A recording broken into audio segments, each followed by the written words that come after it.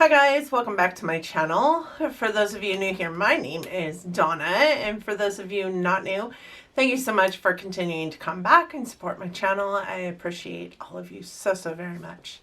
Today I thought I would do a fun video that I have seen on multiple channels, but most impactfully was Lauren Mae Beauty did it, and she's done it with like her Ulta purchases and her Sephora purchases, and I thought it sounded fun, and it got me to thinking about what I had purchased. So in light of the Sephora sale going on right now, I thought I would share a walk down my Sephora memories and walk you guys through my first year purchasing from Sephora, kind of. Let's just start there. I have been a Rouge member for 2 years now, and my first year that I earned Rouge was in 2018. So I had purchased from Sephora for the very first time in December of 2016, and I purchased 3 items from them. So I didn't think that that would be a super interesting video. My second year was 2017, and I purchased 10 products that year. The tiers are Insider, VIB, and Rouge. In 2017, I did earn VIB because I had purchased enough from them to earn VIB, and I think that's $350, which isn't hard to do at Sephora. In 2018, I earned Rouge for the first time, and with Rouge, you have to spend $1,000 at Sephora to earn Rouge status. And with Rouge, you get, bigger perks, like you earn more points. I'm not going to go into like a Sephora wish list for you during this time because I have a couple things that I want to purchase from Sephora. One being a new Charlotte Tilbury Airless Flawless Finish powder because I love that powder, and probably a Cinema Secrets. There are a handful of things that I purchase from Sephora and will always purchase from Sephora because they're not at Ulta, but otherwise I don't really purchase from Sephora. So instead, I thought I would go through my 2018 Sephora purchases with you and show you what I've purchased at Sephora. I do have my 2019 purchases all laid out as well.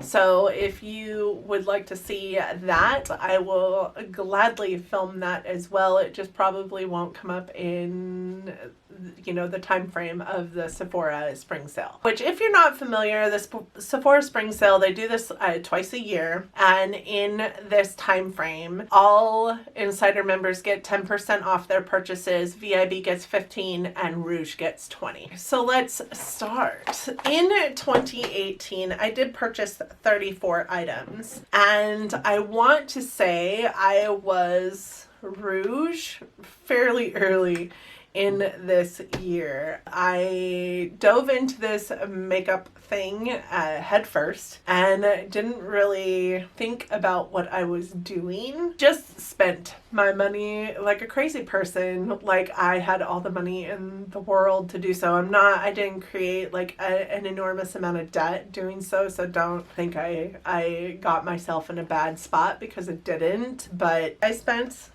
quite a bit of money at Sephora this year. So my very first purchase was in April, and it was April 13th, and I have to imagine it was probably because of the VIB sale. Oh my gosh, I was getting 15% off. So I purchased a lot of stuff in April, and this is why I have to believe it was because of the VIB sale, because I purchased so much. The good news is that I still have all these things and still enjoy all these things. My very first purchase was the Natasha Denona Mini Sunset Palette. This was a $25 purchase, and it was my idea of getting a taste of Natasha Denona. Up until this point, she's somebody that I had heard about in the cosmetics world, but not somebody that I had ever tried. I did want to try her shadows, and so I thought a mini palette would be the way to go.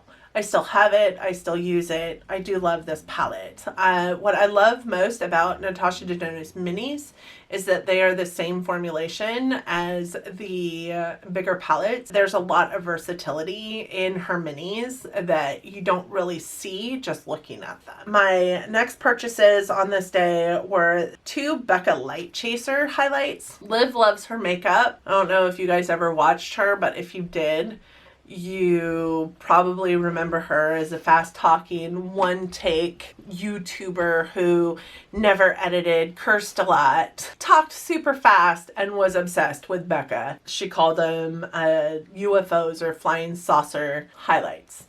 And I used to watch her a lot. I bought these because of her. They were in Opal Flash's Jade and Amethyst Flash's Geode. They were on sale during this time for $17 a piece. So I thought that was a steal of a deal, and I thought I needed to have them. And I still have them. I still use them, but it probably wasn't my best choice of purchase because I hardly ever use them. The next one I have on here is a Sephora favorite set, and it was Give Me Some New lip kit. And honestly, I think that this was probably one of my favorite purchases from that whole thing. The one lipstick that I did not use at all is the Fenty one, and it's because it was a super hot pink shade. There's no way I would have ever worn that. But that Marc Jacobs lip crayon in there in Night Mauve, that was one of my favorite lip crayons for a long time. The only reason I got rid of it is because I left it in my car and it melted. On the 14th, the very next day, I purchased a Nails Ink Unicorn Polish Duo. I still have that. I love that. And that was $15. If I remember correctly, I purchased all that stuff on the 13th and then immediately started building another cart. Like, why would I do that? And then the Huda Beauty Lip Kit in Spice Girl was $25. These came with 2 deluxe size lipsticks, liquid lipsticks, and a lip pencil. I still use that lip pencil almost on a weekly. And the lipsticks are 2 of my favorites. As a matter of fact, I loved this set so much that I think I bought another one later this year. And then the Urban Decay lip pencil in Weirdo, which is a really baby pink. I have no idea why I purchased this lip pencil.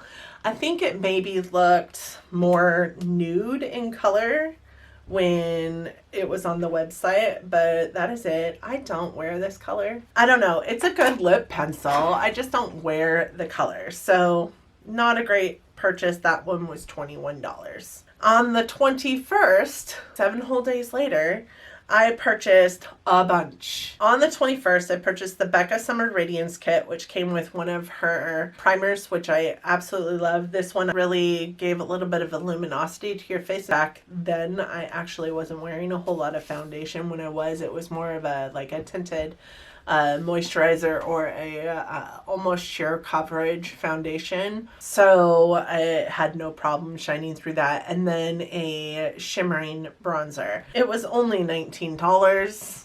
I think that's what I told myself then as well. And the next one was Cinema Secrets. I think this was a repurchase. I always use Cinema Secrets. And then I bought the Laneige Sleeping Mask, which I'd heard about from Samantha March. That is why this landed on my wish list. I like it. I like it a lot. I have a bunch of them. I have not yet went through this entire tub. I don't use it every single day though. I have other lip balms that I use as well. I'm sure if I put it next to my bedside, I would use it every single day and it would get used up in a heartbeat. It is an amazing lip balm, and I do use it a lot on my 8-year-old who gets awful chapped lips during the winter. I also purchased the Violet Voss Like a Boss palette. Amazing. Love this palette. Still have it. I'm super happy to have it in my collection. And this was my introduction into Violet Voss shadows. And I love her formula. I also purchased at that time my first Fenty product, which was the Fenty Kilowatt highlighter. I have this highlighter still. It's almost panned. I think it's the first highlighter I will have had in my collection that is going to pan. But I love the fact that it came with a shinier and a more ambient type highlighter with the same tones. So loved that, and it has been the catalyst for many Fenty purchases, actually. I also, at this point in time, purchased the Urban Decay Hi-Fi Lip Gloss. This lip gloss is one of my favorite items for springtime. It's a really pretty purple with blue glitter or blue reflect gloss that I put over the top of a lot. It smells like Thin Mints from Girl Scouts, and that was $20. I also purchased the Fenty Bomb Baby mini set, which came with her first gloss bomb and a mini of Trophy Wife. I am so glad I never purchased a full size of Trophy Wife. That little tiny mini of Trophy Wife, I think, has been used once. I do not use it on my face. I'm not a huge gold person to begin with, so that was not the color for me. I will use it on my eyes. I definitely don't use it as a highlight. Even though I love her highlights, I won't use that one. But the gloss is one of my favorite gloss formulas. It was the catalyst for me having an obsession with the Fenty glosses. I hate cherries, so I don't like the smell of it because I feel like they smell like cherries. But I love that gloss formula. It's such a comfortable gloss. The next purchase was the Cover FX Illuminating Setting Spray. That was $22. And I purchased this because I actually got it in a BoxyCharm, fell in love with it, and had to purchase another one. It was on sale at the same time, so I had to get it because it's normally priced at $31. Not that that's expensive. I buy the Urban Decay All Nighter. That's my holy grail setting spray, and that is $32. So I can't say much on that. I also purchased I think it's a sample size of the Becca First Light Primer. It's the one in the purple. So I purchased the kit to get the champagne-y one, the illumination one, the really pretty one that I loved. And then I purchased this one also separately. I wanted to have them both so I could try out them both. And I also bought the Huda Beauty Desert Dusk palette. And that was a $65 purchase. I like that palette. I still have that palette. I love that palette. There's one shade in that palette that I do not like, but other than that, I love that palette. I did buy that palette. I did love that palette. I think at this time too is when they got rid of the Rose Gold palette, and I had both of those palettes, the Rose Gold and the Desert Dusk, in my cart for the longest time and sat on it for way too long because I ended up having to get the Rose Gold remastered because I could never pick up the Rose Gold, which is fine. I don't know the difference between the two, and I really do like the Rose Gold remastered. But I remember specifically this purchase being so bummed that I could not get the Rose Gold palette as well at this very same time. All 10 of those items were in one purchase one day, the 21st of April. April has constituted 16 of my 34 items that I purchased. So then on June 3rd, I made a purchase, and it was the Violet Voss Flamingo palette. Again, still have that palette. I love Violet Voss's formula. That was in my spring favorites club that I did with Lisa the other day, as well as one of my favorite eyeshadow palettes to use during the spring and summertime. It's just a fantastic work of art, honestly. I love the range of shadows in that palette, and I love the Violet Voss formula, but that is the only thing that I bought from Sephora in June. And then we go from June to September 1st.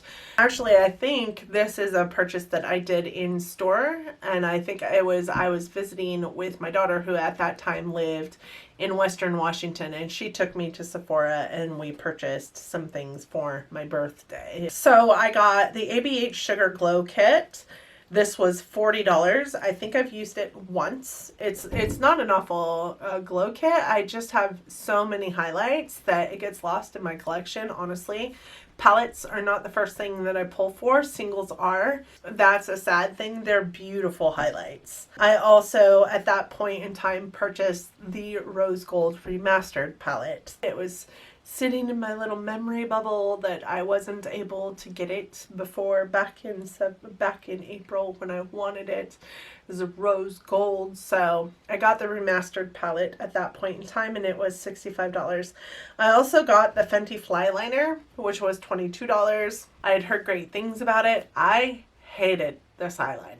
Honestly, my thoughts might change now that I actually know what I'm doing with eyeliner, but I think because the brush tip on it was just so floppy, not floppy like flaccid, but floppy, I couldn't manage it. I had a hard time with it. I think that now I know what I'm doing, it would be different, but I was so disappointed that I had purchased this eyeliner, and that was $22. I also bought the Smashbox Always On Gel Eyeliner, which was $20, and it's small now, but I love the Smashbox Always On eyeliners. I think that they are the best eyeliner for my waterline. They go on, they stay on, they don't go anywhere, they don't move into my inner corners, so I love them. So then on the 16th of September, I spent some money online with them. Did get a Z palette for $22.50. It was on sale from $45.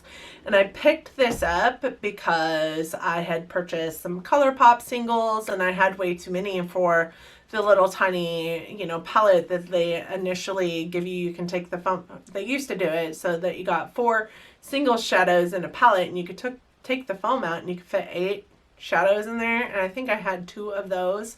So 16 shadows I could fit into these little palettes, but I had ordered some more, had way too many, and needed a bigger palette. So I did order the Sephora Collection Z palette, the double-sided one. I still have it, and I think I ordered a secondary one, not in this year, but in the next year. I also, at this point in time, replaced my Cinema Secrets, and I purchased the Tarte Knockout treatment. I still have the Tarte Knockout treatment. Looking at this and knowing it's been almost 3 years since I purchased this, I think it's probably bad at this point, but I used it on my face a couple times. And every single time I used this on my face, it caused some kind of, I think it caused damage.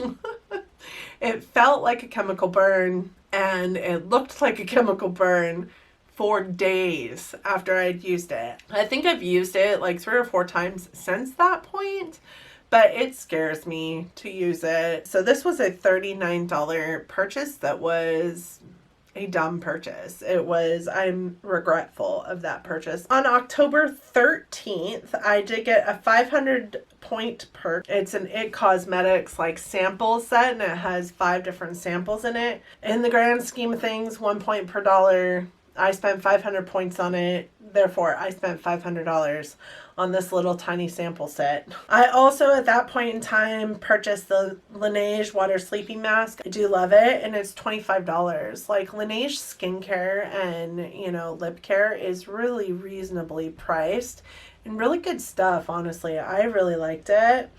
I also purchased the Natasha Denona Star palette. During this year, my kids had purchased the Natasha Denona Lila palette for me for Mother's Day. So I just went balls to the wall and purchased the Star palette, which was $169. I also, in that same purchase, purchased another lip kit from Huda Beauty. This one was in Vixen. I am a person who prefers pencils on my lips more than I prefer lipstick on my lip. I love the pencil. I wear the pencil often. I love the liquid lipstick. Huda makes probably one of my favorite liquid lipstick formulas, top 5, because you can kind of move it for quite some time actually after you've put it on. I also got the NARS Hot Tryst palette. This was my first experience with NARS. It was $59. I do like it, but it's super sheer.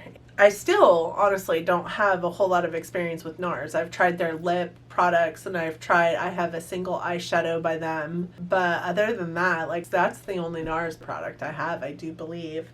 I also purchased at that time my very first Marc Jacobs item, which was the Marc Jacobs Highliner in Wine. I still have this eyeliner. It is, I have a top 5 in every category, honestly. And Marc Jacobs is in that top 5 category for eyeliners. What I like most about his highliners is that they are really creamy, and so budgy. They will move around, but they don't move around without intent. The next time I made a purchase from them, November 4th, I purchased another one, and I purchased that one in Plumage, which is kind of a purple. I also, on November 4th, purchased the Huda New Nude eyeshadow palette, which was $65. I remember when that was sneak peeked and the whole fascination and fawn over it. Those cream eyeshadow formulas in that were phenomenal and the first on the market of their kind, if I remember correctly. I also purchased the Fenty Diamond Balm, which is a highlight that I still own, but this was probably my second